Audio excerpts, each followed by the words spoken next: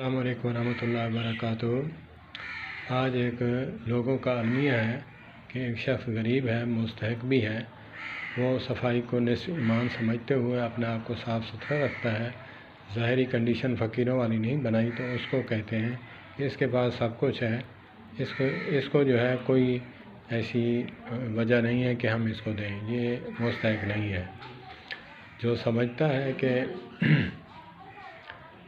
جو لوگ بھکاری ہوتے ہیں وہ اپنے آپ کو میلا کچیلا رکھتے ہیں تاکہ یہ ہمیں دیں۔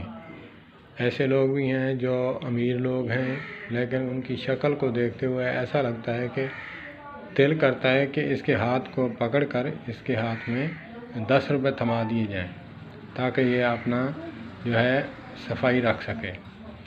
اللہ پاک نے دیا ہے تو اس میں سے خرچ کریں۔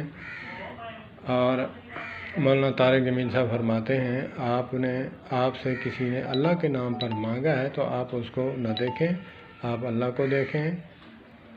آپ جتنا دیں گے تو آپ یہ سوچیں کہ اللہ پاک نے مجھے جو عطا کیا ہے میں بھی اس قابل ہوں یا نہیں ہوں۔